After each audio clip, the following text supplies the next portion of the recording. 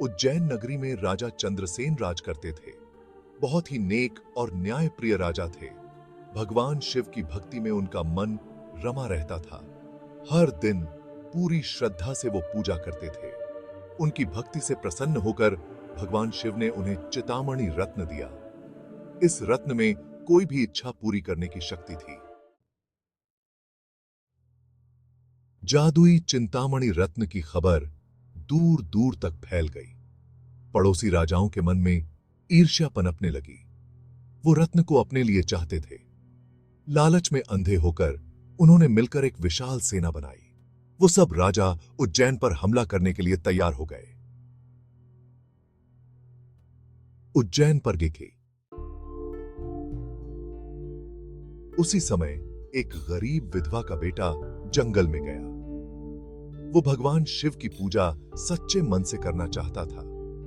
भोलेनाथ को चढ़ाने के लिए उसके पास कुछ भी नहीं था, तो उसने एक साधारण सा पत्थर उठाया। पूरी श्रद्धा और प्रेम से उसने वो पत्थर शिव जी को अर्पित कर दिया। आंखें बंद करके उसने सच्चे मन से प्रार्थना की। जैसे ही उस बच्चे ने प्रार्थना की, एक चमत्कार हुआ। धरती कांपने लगी। वो पत्थर एक दिव्य शिवलिंग में बदल गया। उसके चारों ओर एक भव्य मंदिर प्रकट हो गया। बच्चा हैरान रह गया। उसे दिव्य शक्ति का एहसास हुआ। उसने भगवान शिव की असीम कृपा देखी थी। यह खबर हनुमान जी तक पहुंची, जो खुद शिव के परम भक्त थे। वो उस चमत्कार को देखने जंगल में आए। हनुमान जी को सारी स्थिति समझ आ गई। उन्हें पता था कि उन्हें शिव भक्त राजा चंद्रसेन की रक्षा करनी होगी। उन्होंने उन राजाओं का सामना करने का फैसला किया। हनुमान जी विशाल सेना के सामने आकर खड़े हो गए। उनके हाथ में एक पहाड़ था। उनकी आंखों में धर्म का गुस्सा था। उन्होंने उन राजाओं को ललकारा, उनके लालच पर सवाल उठाए।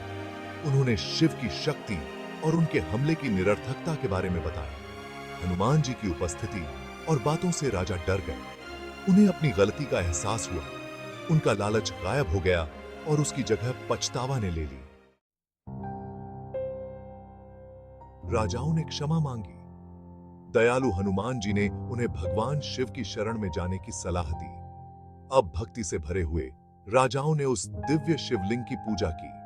उनके हृदय परिवर्तन से प्रसन्न होकर शिव जी उनके सामने महाकाल, काल के विजेता के रूप में प्रकट हुए। उन्होंने उन राजाओं को आशीर्वाद दिया।